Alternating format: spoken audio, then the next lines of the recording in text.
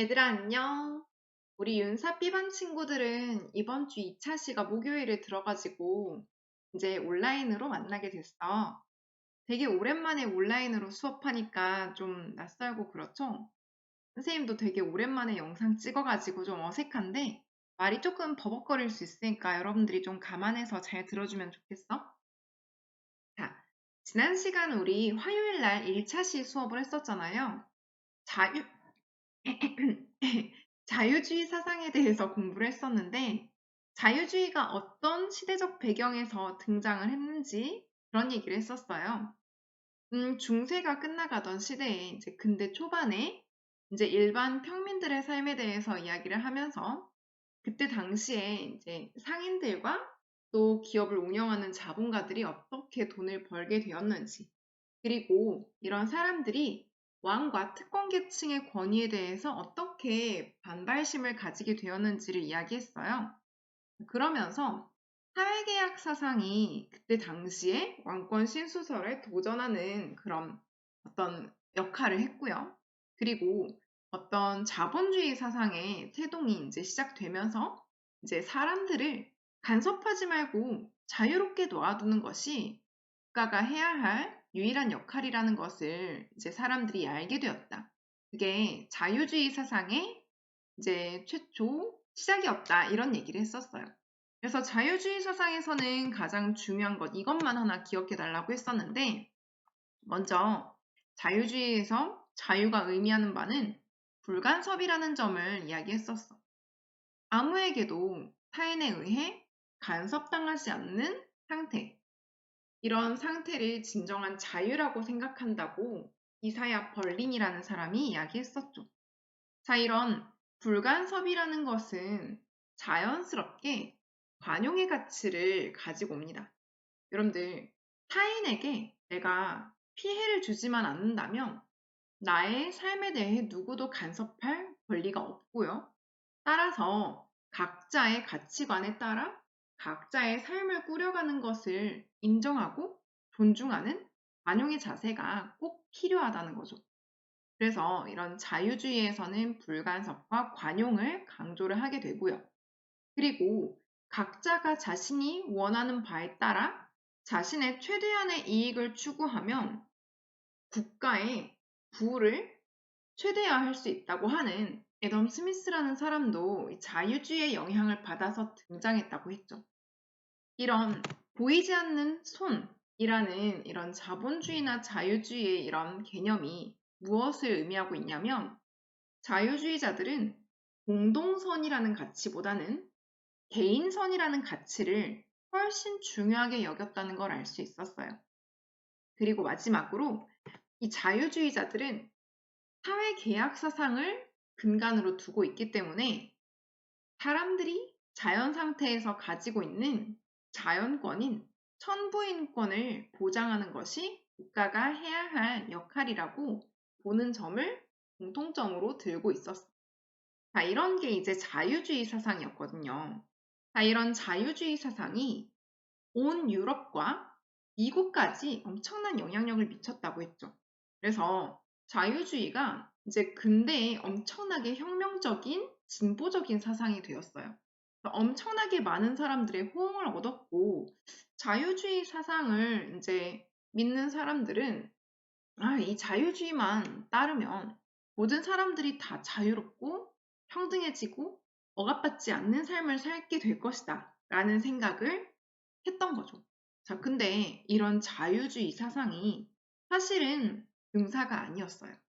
여러분들, 사람들이 이렇게 간섭하지 않고 자유롭게 알아서 경제활동하라고 놓아두었더니 어떤 문제가 생겼냐면 자본가와 노동자의 이런 가불관계가 생겨난 거예요. 여러분들, 좀 그림이 너무 무섭죠? 여러분들, 이게 무슨 그림이냐면 근대 영국 산업혁명 당시에 자본가와 노동자의 삶을 풍자한 어떤 신문 만평 같은 거라고 볼 수 있어요. 여기에 보시면 그때 당시에 자유방임주의 사상이 노동자들을 어떻게 억압하고 핍박했는지를 잘 보여주고 있어요. 지금 이 위에 있는 이런 두 양복을 입은 사람들이 있어요. 자, 이 사람들이 지금 빨래를 쥐어짜고 있는 것처럼 이런 사람들을 이렇게 학대하고 있거든요. 사람들을 쥐어짜서 돈을 이렇게 벌고 있죠. 여러분들, 이 사람들이 바로 공장에서, 기업에서 낮은 임금으로 고통받고 있었던 그때 당시에 노동자라고 볼 수 있고요. 여기 아래 있는 이런 그림도 역시 자본가가 노동자를 쥐어짜서 돈을 벌고 있는 그런 그림이라고 볼 수 있어요. 쥐꼬리만한 월급과 높은 임대료로 고통받는 이런 노동자들을 쥐어짜서 자본가들은 이득을 챙기고 자본가와 노동자 간의 지배 종속 관계가 아직까지 계속 반복되고 되풀이되고 있었던 거죠. 여러분들 기억나요? 지난 시간에 중세시대 때 영주와 일반 평민들 사이에 지배 종속 관계가 있었잖아요. 평민들은 뼈 빠지게 농사 일해가지고 자신들의 월급의 거의 50% 가까이를 영주며 교회, 성직자며 이 사람 저 사람에게 하세금으로 바쳤어야 했어요. 이렇게 귀족과 일반 평민 간의 지배 종속 관계가 그 신분만 바뀐 채 또 여전히 되고 있었다는 거죠. 자, 이런 지배 종속 관계가 계속 되풀이되는 과정에서 노동자들은 자신들의 권리를 찾기 위해서 굉장히 노력을 했어요. 그런데 영국의 산업혁명 때 당시에 노동자의 수가 많았을까요? 자본가의 수가 많았을까요? 당연히 노동자의 수가 훨씬 많았고 자본가의 수는 굉장히 작았어요. 하지만 이때 당시에 영국의 법은 돈을 일정 수준 이상 가지고 있는 자본가, 부자들의 입장만 반영해서 법이 입법되는 그런 사회 체제였어요. 이때 당시에 노동자들은 자신들의 권리를 지키고 찾기 위해서 엄청 많은 노동자들의 서명을 받은 이런 인명부를 이제 입법부에 갖다 제출을 하기도 하고 이런 엄청나게 많은 수의 사람들이 막 광장에 모여가지고 시위를 벌이기도 했거든요. 이걸 영국의 차티스트 운동이라고 하는데 이런 수차례의 집회와 엄청나게 많은 사람들의 이런 명부를 갖다 제출을 했음에도 불구하고 차티스트 운동이 실패로 돌아가고 노동자의 삶이 엄청 오랜 시간이 지난 후에야 차츰차츰 개선이 됐다고 해요. 자, 여러분들 이런 자유주의가 최고의 이념이라고 믿어왔던 서구 사회 사람들에게 패티시라는 현대 정치 철학자는 이런 얘기를 합니다. 뭐라고 얘기하냐면 자유주의에서 강조하는 불간섭의 가치가 능사는 아니라고 얘기합니다. 사람들을 간섭하지 않고 자유롭게 놔뒀더니 또 다른 지배 종속 관계가 만들어지더라 라는 얘기를 하면서 우리가 앞으로는 자유주의가 아니라 공화주의라는 전통을 다시 되살리는 것이 필요하다라는 얘기를 해요. 자유주의가 한계를 갖고 있었기 때문에 자유주의 말고 공화주의를 되살려 보자고 했거든요. 그럼 공화주의가 뭔지 한번 봐봐야겠죠. 공화주의라는 것을 되살리자라고 방금 전에 얘기를 했기 때문에 예전에 있었던 전통이고 이걸 되살린다라는 것을 우리가 추측할 수 있을 거예요. 자, 그렇다면 공화주의가 언제적의 전통을 되살리는 건지 한번 봐볼게요. 공화주의는 크게 두 가지로 분류를 할 수가 있는데 첫 번째 공화주의는 아테네식 공화주의고요. 두 번째 공화주의는 로마식 공화주의라고 합니다. 여러분들 우리 학습지 52페이지에는 공화주의가 크게 두 가지로 시민적 공화주의랑 신로마 공화주의로 이렇게 제시가 되어 있는데 여기에서 시민적 공화주의가 바로 아테네식 공화주의라고 생각하시면 돼요. 여러분들 우리 아테네식 공화주의는 다른 이름으로 공동체주의라고도 일컬어지는데 이 아테네식 공화주의는 사실 여러분들이 잘 아는 아리스토텔레스를 중심으로 하는 공동체주의의 전통이라고 생각하시면 생각할 수 있어요. 자, 이런 아테네는 어떤 모습으로 공화 정치를 운영을 했냐면 여러분들이 잘 아는 것처럼 도시국가 안에 아테네의 모든 자유민들이 아고라라는 이런 광장에 모여서 도편을 통해 어떤 정치 사안을 결정하고 투표하는 방식을 채택했었죠. 그래서 아테네식 공화주의는 이런 이제 모습을 취했다면 로마식 공화주의는 마키아벨리라는 사람이 제시한 로마의 공화주의 전통을 따르고 있어요. 여러분들 마키아벨리라는 사람 아나요? 이 사람 지금 마키아벨리거든요. 마키아벨리는 군주론이라는 책을 집필한 저자로 더 유명한 사람인데요. 이 사람이 쓴 책 중에 하나가 로마사 논고라는 책이 있어요. 근데 이 로마사를 연구한 역사학자인데 이 사람은 로마의 공화정이 공화주의에 굉장히 좋은 예시라고 제시하고 있어요. 로마의 공화정은 어떤 식으로 운영이 되었을까요? 여러분, 아테네라는 도시국가는 그 국가의 규모가 클까요? 작을까요? 말 그대로 도시국가이기 때문에 국가의 규모가 좀 작은 편이죠. 그래서 이런 자유민들이 모두 다 빠짐없이 아고라에 모여서 어떤 투표를 할 수 있었던 나라예요. 근데 로마라는 나라는 거대 제국이거든요. 그래서 이 제국의 모든 시민들이 다 모여서 직접 투표를 할 수 없었어. 그래서 이때의 공화주의는 어떤 모습으로 운영이 되었다고 하냐면 각계각층의 사람들이 이 원로원이라는 회당에 모여서 자신들의 계층을 대변하는 입법을 하는 것이 로마식 공화주의의 대표적인 모습이었다고 합니다. 자, 그러면 이제 아테네식 공화주의와 로마식 공화주의가 무엇인지 조금 더 자세히 들어가 볼게요. 자, 아테네식 공화주의를 먼저 한번 봐볼 건데, 방금 아테네식 공화주의는 공동체주의와 똑같은 말이라고 얘기했고요. 아리스토텔레스의 전통을 잇는다고 했죠. 자, 아리스토텔레스의 공동체주의는 여러분들이 저번에 학습지 30페이지에서 한번 배운 바가 있기 때문에 조금 더 이해하기 쉬울 거예요. 그런데 아리스토텔레스는 일단 인간의 본성을 사회적, 정치적 본성을 가지고 있다고 설명을 합니다. 기억나죠? 그러면서 뭐라고 얘기하냐면 인간은 본래 혼자서는 자급자족할 수 없는 존재이기 때문에 필연적으로 사회, 집단, 공동체를 이루어 살아가는 본성을 지니고 있다고 얘기합니다. 그래서 인간이 가정을 이루고 가정이 커져서 마을을 이루고 이 마을이 모여서 국가가 된다고 얘기를 해요. 근데 이런 국가 안에서는 인간이 필요로 하는 모든 것을 다 충족할 수 있는 완전한 공동체라고 얘기해요.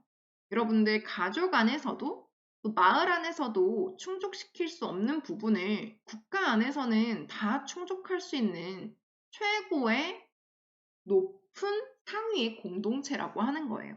그래서 이런 모든 것을 다 충족할 수 있는 공동체에서는 당연히 인간이 행복하겠죠. 인간이 필요로 하는 모든 것을 얻을 수 있는 공동체이기 때문에 이 공동체는 인간의 행복 실현이 가능한 곳이라고 보는 거예요. 그래서 이 국가를 최고의 공동체라고 봤고요.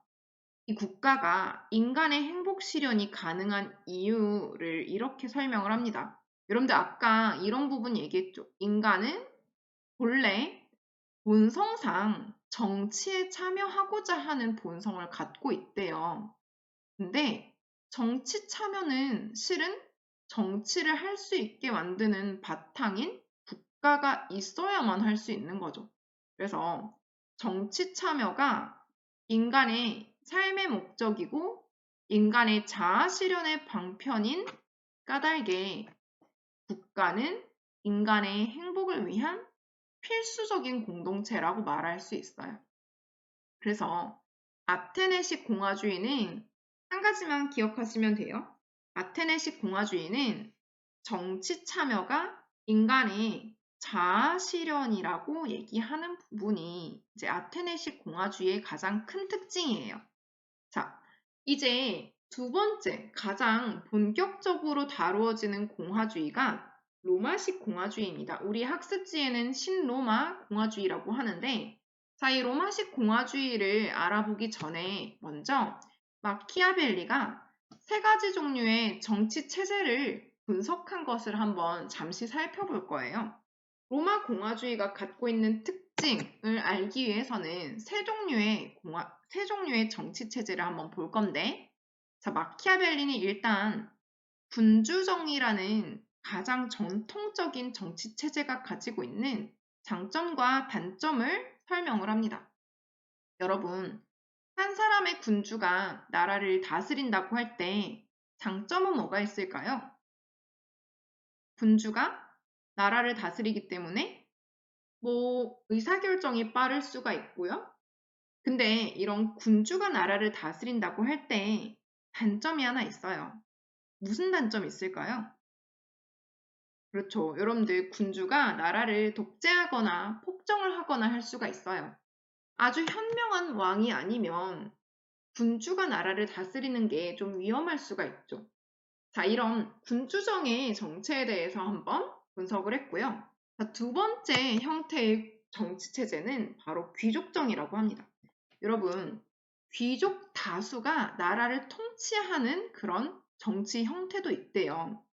예를 들면 이 마키아벨리는 로마사 논고에서 어느 나라를 분석하냐면 이탈리아의 베네치아라는 작은 도시 국가를 분석을 해요. 여러분들 지금은 베네치아가 이탈리아의 한 도시에 속해 있는데 옛날에는 베네치아가 하나의 국가였다고 해요. 작은 도시 국가. 근데 이 베네치아가 되게 오랫동안 귀족정으로 나라를 잘 운영해 가던 가장 모범적인 사례였대요. 근데 베네치아라는 나라가 어떻게 해서 망했는지에 대해서 설명을 하는데 여러분들 베네치아의 귀족정은 어떤 식으로 운영이 됐냐면 귀족들이 나라의 대소사를 결정하는 것뿐만 아니라 나라에 어떤 전쟁이 터지면 귀족들이 앞서 나가서 전쟁에 참가하는 그런 형태였대요. 일반 평민들은 전쟁에 참여하지 않아. 그냥 농사만 지으면 돼요. 귀족들만 무장을 하고 전쟁에 참여를 하기 때문에 여기에서 한 가지 한계가 있었다는 거예요. 뭘까? 일단 장점은 귀족들이 앞장서서 전쟁에 참여하기 때문에 노블리스 오블리주를 실천할 수 있어. 하지만 귀족들이 변방에 나가서 전쟁에 참여했다가 그 변방이 뚫린다고 생각해봐요. 그러면 이제 일반 이런 그 마을 안에서 농사를 짓던 이런 평민들은 무장을 하지 않고 있기 때문에 금방 도시 국가가 뚫려버리고 함락되어 버릴 수 있는 거죠. 그래서 영토를 더 크게 확장을 한다거나 혹은 외세의 침략에 저항해서 영토를 일정 기간 이상 유지하는 것이 어렵다는 단점이 있었대. 자, 그리고 마지막 정치 형태인 민주정에 대해서도 분석을 하는데 민주정은 좀 장점이 있는 반면에 단점도 있어요. 장점은 여러분들이 다 아는 것처럼 모든 사람들의 의견이 반영된 민주적인 정치 체제를 유지할 수 있지만 단점은 모든 사람들에게 인기를 얻기 위해서 포퓰리즘 정책을 실시할 수가 있다는 거죠. 그리고 어떤 뛰어난 사람이 올바른 방향으로 이끌고 가는 것이 아니라면 사실상 무정부 상태로 흘러갈 수 있다라면서 세 가지 정치 체제에 대해 분석을 하고요. 로마 공화정은 이 세 가지 정치 체제가 다 잘 혼합된 가장 이상적인 정치 체제라고 칭찬을 합니다. 자, 그러면 로마의 공화정은 어떤 식으로 형성이 되어 가는지 그 과정을 잠시 봐볼게요. 여러분들 일단 먼저 로마는 1인 군주정 체제였어요. 자, 근데 이 1인 군주정이 처음부터 계속 실시가 되다가 한 6대쯤, 7대쯤 가면은 어떤 약간 모자란 왕이 등장을 한대요. 모자란 왕이라고 하기는 뭐한데 루크레티우스 섹스투스 황제라는 사람이 등장을 하면서 이 사람이 어떤 치명적인 실수를 하게 됩니다. 여러분들 옆에 어떤 그림이 지금 나와 있는데 그림 보면은 어떤 상황인 것 같아요? 옆에 이 사람이 그 섹스투스 황제라는 사람인데 자, 이름도 약간 19금이잖아요. 지금 뭔가 어떤 여자 문제가 있었을 것 같죠. 그렇습니다. 여기 옆에 나와 있는 이 여인이 그때 당시에 여기 있는 이 귀족 가문의 아가씨였어요. 근데 이 섹스투스 황제가 이 여인을 겁탈을 하고 그러고 나서는 여인이 자기 집 노예와 간통을 했는데 자기가 이 여인을 벌하러 갔다. 이런 식으로 변명을 했다는 거예요. 이 여자가 이제 아가씨가 너무 수치심에 못 이겨서 이제 자결을 하는 사건이 발생을 하고요. 이제 귀족들이 이 섹스투스 황제에 대해서 이제 탄핵을 하는 사건이 발생합니다. 이게 로마 공화정에서 일어난 최초의 부당한 지배와 그것에 맞서는 한 거라고 볼 수가 있었어요. 자, 이런 임금이 군주가 일반 귀족에게 부당하게 횡포하고 이 사람을 억압했던 사건이었던 거죠. 근데 로마는 이런 부당한 지배를 저항하기 위해서 귀족들이 항거를 하고 임금을 탄핵했다는 것을 이야기하고 있어요. 자, 그래서 여러분들 이제는 임금이 유명무실한 존재가 되고 군주들이 미안해요. 귀족들이 다스리는 귀족정 체제로 조금 오랫동안 유지가 되었다고 합니다. 자, 근데 이런 귀족정 체제가 오랫동안 유지되지 못했어요. 그 이유가 뭐였냐면 그때 당시에 일반 평민들은 이제 병역과 세금 납세와 여러 노역의 의무를 다 지고 있었는데 그 병역의 의무를 지는 것이 일반 평민들에게 너무 힘이 들었던 거죠. 농사일도 지어야 하고 자신의 생업에 종사해야 되는데 이제 시시때때로 자꾸만 전쟁터에 끌려나가고 하니까 이제 너무 힘든 거예요.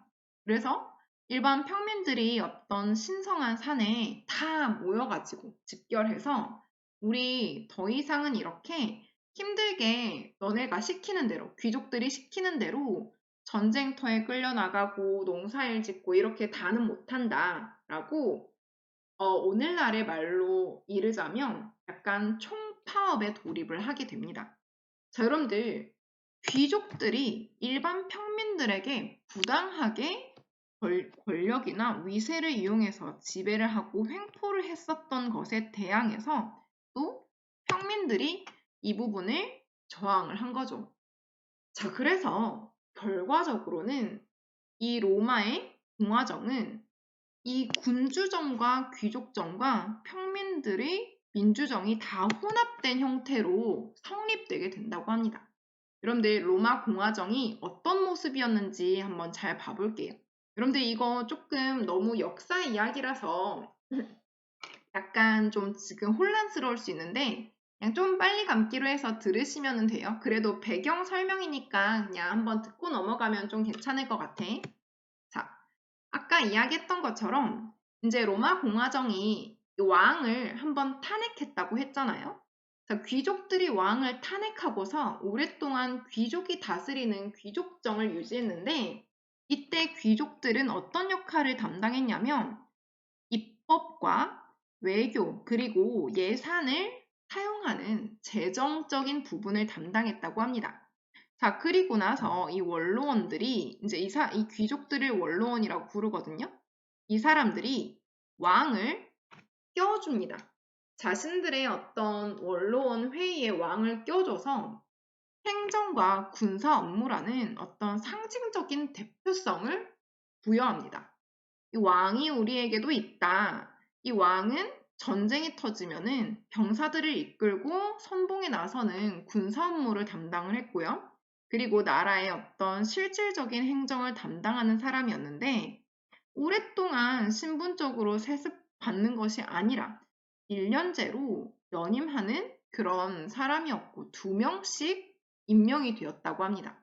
자, 이렇게 귀족을 중심으로 집정관과 함께 이런 회의를 항상 주도를 해왔는데 아까 농민봉기를 통해서 일반 평민들의 입장도 입법에 반영하게끔 하는 방식으로 원로원 회의가 변화됐다고 해요. 그래서 평민들을 대표하는 호민관이 원로원 회의에 참여를 하고 이 사람들이, 이 귀족들이 만든 이 법이 일반 평민들에게 너무 부당하거나 가혹하다고 여겨질 때에는 집정 거부권을 행사하고 입법권과 사법권의 일정 부분 영향력을 행사했던 그런 방식이었다고 합니다. 이게 로마 공화정이었고요. 여러분들 마키아벨리가 로마 공화정을 이렇게 칭찬한 이유가 전체 모든 계급의 입장을 다 반영해서 법을 만들었고 서로가 서로에게 부당한 지배를 행사하지 않게끔 법을 만들었다는 점에서 마키아벨리가 굉장히 칭찬을 했다는 거예요. 그래서 이런 로마 원로원 회의가 이런 방식으로 이제 실제로 시행이 됐다고 합니다. 여기 앞에 서 있는 사람은 집정관이었겠죠? 그리고 이런 원로원들과 뒤에 있는 호민관들, 일반 평민 출신들이 다 한자리에 모여서 자신들의 입장을 반영하는 입법을 했다는 거까지 봤고요.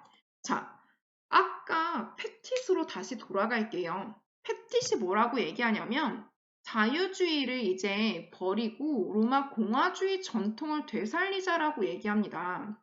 자, 로마 공화주의 전통을 되살리자고 하는 맥락에는 자유주의를 강조했던 이사야 벌린이라는 사람이 있었어요. 지난 시간에 이사야 벌린 공부했었죠. 자, 벌린은 뭐라고 얘기했었는지 기억나시죠? 진정한 자유는 도국적 자유다. 아무에게도 간섭받지 않는 완전한 자유의 상태를 추구해야 한다. 라고 얘기했었는데, 이런 이사야 벌린의 입장에 대해서 반대하면서 아무에게도 간섭받지 않는 상태인 이 자유는 진정한 자유가 아니라고 반박합니다. 그러면서 뭐라고 얘기하냐면 불간섭의 상태가 아니라 타인의 부당한 지배를 받지 않는 것이 더 진정한 의미의 자유라고 얘기를 해요. 여러분들, 이 두 가지 용어가 구별이 잘 되나요? 불간섭과 비지배라는 것의 차이를 이해를 하겠나요? 벌린도 역시 그렇게 생각했겠죠. 간섭이나 지배나 그게 그거 아닌가? 라고 생각할 수 있는데, 자, 패티스는 이렇게 얘기를 해요. 간섭을 받더라도 지배를 당하지 않는 것이 더 진정한 자유다. 간섭을 안 받고 지배를 당하는 노예가 있을 수 있다. 라고 얘기를 해요.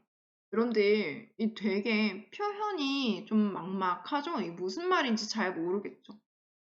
간섭은 받는데 실질적으로 지배당하지 않는 사람이 진정한 자유민이래요. 자, 이거를 조금 더 현대적인 표현으로 한번 다시 살려보자면 이렇게 표현할 수 있어요.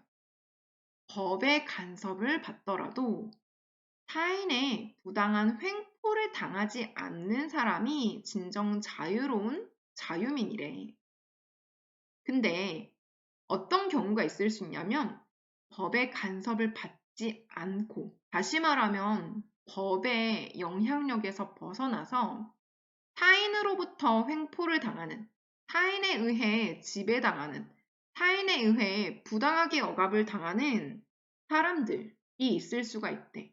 이런 사람은 자유롭지 않다고 말할 수 있대요. 그래서 불간섭이라는 것보다 더 중요한 것은 타인에게 자의적으로 지배당하지 않는 것, 타인에게 부당하게 횡포를 당하지 않는 것이 더 진정한 자유의 개념이라고 얘기하는 거예요. 자, 그러면 패티스의 입장을 정리해서 한번 마무리를 해볼게요. 패티스는 자유란 자의적 지배를 받지 않는 것이라고 얘기합니다. 여러분들 기억해 볼까요? 자유주의에서 자유는 뭐였어요? 자유주의에서 자유란 불간섭이었지. 그쵸? 근데 공화주의에서 자유란 불간섭이 아니라 지배를 받지 않는 거예요. 비지배라고 세 글자 기억하시면 좋을 것 같아요. 자, 공화주의자들은 타인에게 부당하게 지배나 횡포를 당하지 않는 것이 진정한 자유라고 말하면서 그렇기 위해서는 법의 지배가 필요하다고 얘기합니다. 타인의 자의적 지배를 받지 않기 위해서는 법에 의해 지배를 받아야 한다고 해요. 내 의사가 반영된 법을 입법해 놓으면 그 법에 의해서 내가 내 스스로를 다스리지 타인에 의해서 다스려지지 않는다는 거예요.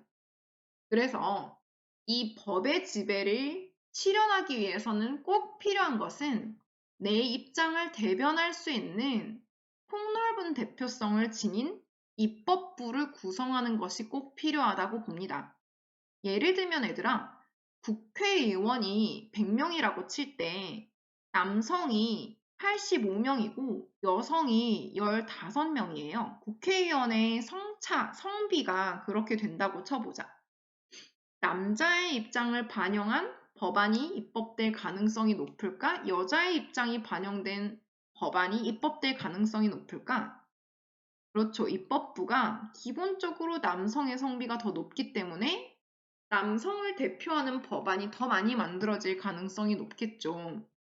이런 것처럼 장애인을 대표하는 장애인단체 혹은 여성을 대표하는 여성단체, 노동자들을 대표하는 사람들, 또 이런 성소수자를 대표하는 사람들, 엄청 많은 폭넓은 대표성을 지닌 사람들이 입법부에 포함이 되어 있을 때 사람들의 의견을 반영할 수 있고 이렇게 반영된 법이 나라를 통치할 때 그 나라는 사람들의 비지배를 보장할 수 있다는 거예요.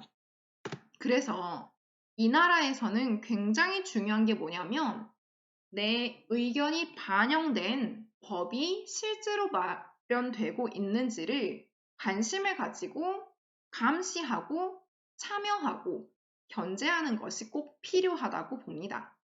자, 그렇게 될 때 로마에서 군주가 귀족을 지배하고 귀족이 일반 평민을 부당하게 지배했던 것을 입법이라는 과정을 통해서 막은 것처럼 현대사회에서도 자본가가 노동자를 부당하게 지배하고 횡포하는 것을 막아내고 법을 마련해서 모든 사람들이 자유를 누릴 수 있게 된다는 것을 이야기하고 있어요. 이게 공화주의가 추구하는 이상이었다는 거죠.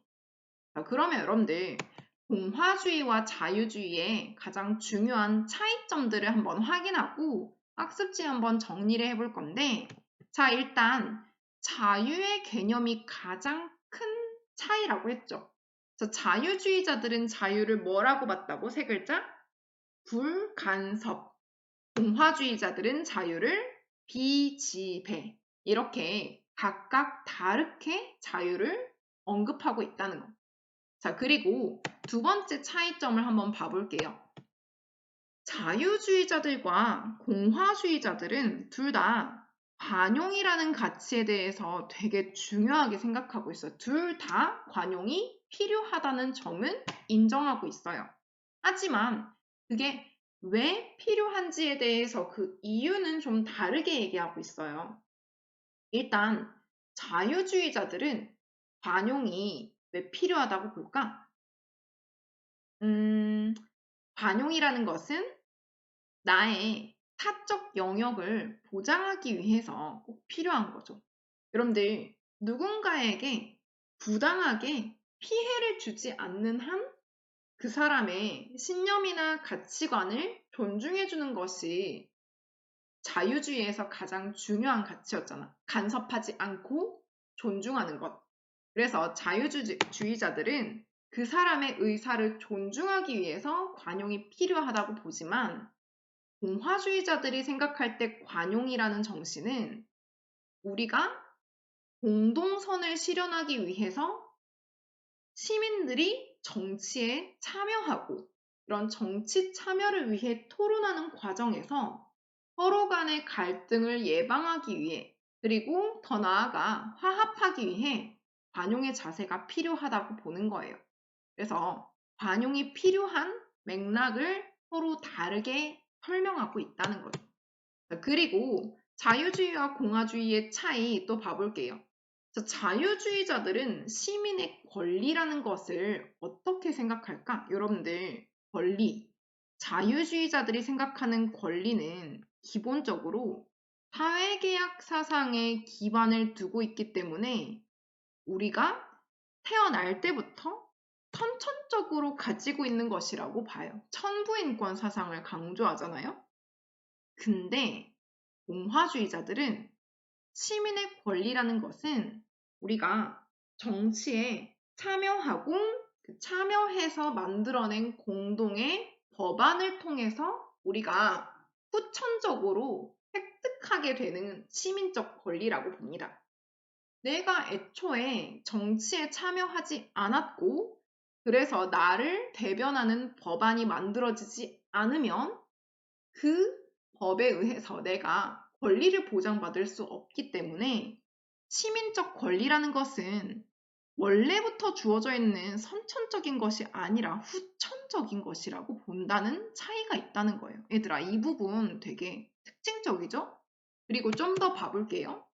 자유주의와 공화주의는 법에 의한 통치를 되게 둘 다 강조하고 있어요.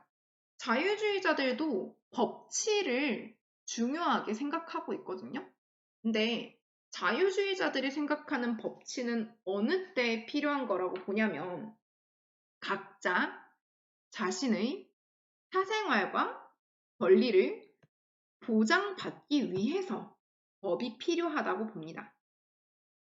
타인에게 내가 피해를 주지 않았다면 내 사생활과 내 자유, 내 권리를 보장받기 위해서 법이라는 게 필요하다는 거죠. 하지만 공화주의자들이 생각할 때에는 법이라는 것은 내가 타인에 의해서 자의적인 지배와 횡포를 당하지 않기 위해 필요하다고 봐요. 그래서 공동체의 비지배를 실현하기 위해서 법이 필요하다고 봅니다. 자, 그리고 또 봐볼게요. 자유주의자들과 공화주의자들은 서로 개인선이 더 중요한지 공동선이 더 중요한지에 대해서도 상반된 입장을 가지고 있어. 자유주의는 얘들아, 기본적으로 사회계약 사상을 근간에 두고 있다고 했죠. 사회계약 사상은 사람들이 자신의 권리와 이익을 보호하기 위해서 사회를 발생시켰다고 보기 때문에 개인의 이익이 훨씬 중요하고 더 본질적이라고 봅니다. 하지만 공화주의자들은 나의 의견이 반영된 공동체가 훌륭하게 구성되는 것을 더 중요하게 생각하고 공동체의 비지배가 실현되는 이런 공동선이 달성되는 것이 곧 나에게도 자유의 실현이라고 생각하기 때문에 자유주의자들은 개인선을 중시하고 공화주의자들은 공동선이 곧 나의 선이라고 보는 입장이라는 차이가 있어요. 공동의 행복이 곧 나의 이익 실현이라고 보는 관점이죠. 자, 마지막이야. 진짜 얘들아 미안해. 애국심이라는 부분도 이야기를 하고 있어요. 지난 시간에 우리 자유주의자들이 생각하는 애국심의 개념에 대해서 헌법 애국주의를 이야기했었죠. 미국 사람들 같은 예를 들어 자유주의를 기반으로 하고 있는 나라의 시민들은 그 나라에 대해서 내가 혈연 관계가 있고 내 조상님이 속해 있는 나라이기 때문에 내가 이 나라를 사랑한다. 이런 개념이 아니고 내가 속한 나라가 보편적인 인간의 가치를 옹호하기 때문에 그 헌법 정신을 사랑하는 것을 헌법 애국주의라고 했었어요. 근데 공화주의자들은 내가 속한 공동체를 내가 내 손으로 꾸려간다라는 어떤 그런 인위적인 열정이나 헌신을 강조하기 때문에 공화주의자들이 생각하는 애국심은 헌법 정신에 대한 사랑이 아니라 내 공동체 그리고 내 동료 시민에 대한 사랑이라고 볼 수 있어요. 자, 이 정도 차이가 있고요. 얘들아, 마지막인 줄 알았는데 PPT가 조금 더 남아있는 것 같아. 근데 우리 거의 수업이 이제 한 10분 정도 남았는데요. 조금만 더 힘을 내봅시다. 우리 공화주의도 크게 두 종류가 있다 그랬었죠. 시민적 공화주의와 친로마 공화주의가 있다고 했는데 이 시민적 공화주의를 공동체주의라고도 부른다 했어. 자, 공동체주의와 공화주의의 차이는 뭐가 있을까? 자, 일단 정치 참여에 대한 관점이 다르다는 점을 들 수가 있었어요. 여러분들, 아리스토텔레스가 생각하는 이런 아테네식 공화주의는 인간이 정치에 참여하는 것은 인간의 당연한 본성적인 자아의 실현이다 라고 보는 관점이었어요. 인간은 정치적 본성을 갖고 있기 때문에 당연히 무조건 정치에 참여하게 되고 이것이 올바른 삶이라고 봤어요. 근데 공화주의자들은 인간이 정치에 참여하는 것은 자신이 타인에 의해 부당하게 지배를 당하지 않기 위해 당연히 필요에 의해서 참여하게 되는 거라고 봅니다. 그래서 이런 정치 참여에 대한 관점이 좀 다르다는 점도 봐두시면 되고요. 따라서 이걸 다르게 표현하면 뭐라고도 얘기할 수 있냐면 아테네식 공화주의는 정치 참여가 본래적 가치를 지닌다고 말할 수 있고 로마식 공화주의에서는 정치 참여가 수단적 가치를 지닌다고도 말할 수 있대요. 자, 진짜 마지막 PPT인데 자, 제일 중요한 거는 공화주의의 자유가 의미하는 바는 비지배의 자유를 의미하더라까지 이해하시면 되고요. 얘들아, 이제 진짜 마지막 우리 학습지 정리하고 마칠게요. 자, 학습지 보시면은 공화주의의 특징하고 나와 있는데 자, 이 부분 한번 정리를 해보자. 어이구, 잠깐 이거 꺼버렸네. 잠시만요. 공화주의의 특징 한번 써볼 건데 자, 동그라미 1번에 뭐라고 쓸 거냐면 공화주의는 기본적으로 상호 의존성을 강조한다고 합니다. 괜히 내가 좀 시간 여기 끄는 것 같아서 불러주고 있는데 자, 써볼게요. 자, 공화주의는 기본적으로 사람은 서로 상호 의존적인 관계라는 걸 강조하고 있어. 그러면서 인간은 사회적 존재이기 때문에 공동체에 자발적으로 참여해서 어떤 정치적 결과물로서 권리라는 것을 획득해내야 된다고 보는 관점이 공화주의의 중요한 특징이야. 자, 이런 공화주의는 첫 번째로 아리스토텔레스의 전통을 이어받은 아테네식 공화주의가 있다 그랬죠. 그 특징으로는 인간의 자연적 사회성을 강조한다는 점, 그리고 정치 참여가 인간의 윤리적 자아 실현, 자기 실현이라는 점을 강조하고 있다는 특징을 갖고 있어요. 자, 근데 이런 시민적 공화주의와 달리 로마식 공화주의는 차이점이 있다 그랬어요. 자, 로마식 공화주의의 차이점 한번 봐볼게요. 특징은 정치 참여를 인간의 의무로 보기는 하지만 그 이유를 인간의 자연적 사회성에서 찾지는 않는데요. 인간이 본래 사회적 동물이기 때문에 당연히 정치에 참여한다 라고 보는 것이 아니라 인간이 지배를 당하지 않기 위한 필연적인 필수적인 이유로 정치에 참여하게 된다고 보는 거죠. 윤리와 정치를 구분한다는 특징을 갖고 있어요. 자, 또 가볼게요.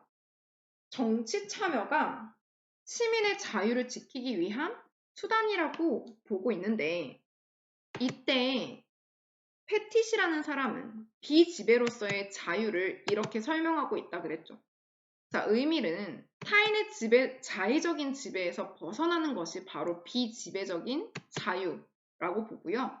이런 비지배로서의 자유를 실현하기 위해서는 법에 의한 지배, 법치가 꼭 필요하다고 봤어요. 나 자신의 의사가 반영된 공공의 법을 만들므로써 내가 나 자신의 의지에 복종할 때 정치적 자유를 누릴 수 있다고 보는 거예요. 여러분들 혹시 저번 시간에 공부했던 루소 기억나세요? 루소가 직접 민주주의를 강조했다고 하는데 사실은 루소가 공화주의 사상에도 굉장히 많은 영향을 미쳤다고 볼 수 있어요. 기억나? 우리가 우리를 다스린다 라는 모토를 갖고 있었잖아요. 여기 똑같은 얘기가 나와 있어. 우리 모든 사람들의 일반 의지에 공통된 부분인 일반 의지를 만들어서 그 일반 의지에 복종하는 것. 그것이 루소가 생각하는 직접 민주주의의 이상이었잖아요. 근데 지금 거의 똑같은 얘기를 하고 있죠. 공공의 법이라는 사람들의 의사가 반영된 이런 법을 만들어서 자기 스스로에게 복종한다는 부분이 특징인 거죠. 자, 그러면서 여기 한 가지만 써놓을게요. 자유의 근거를 자연권이라는 천부인권 사상에서 찾는 것이 아니라 헌법이라는 부분에서 찾는다는 것을 여기 특징이라고 볼 수 있어요. 얘들아, 자유주의자들은 사회계약 사상의 바탕을 두고 있기 때문에 자연권이라는 천부인권 사상에서 자유의 근거를 찾거든요. 근데 공화주의자들은 헌법이라는 가치에서 자유의 근거를 찾는다는 차이가 있다는 거야. 그리고 공동선에 관한 입장도 한번 정리를 할게요. 공동선은 존중하고 공적인 책무에 우리가 적극적으로 참여할 때, 이때 이제 우리의 개별적인 개인선도 증진할 수 있다고 얘기하는 입장이고, 자, 법치에 관한 입장 한번 정리해 볼게요.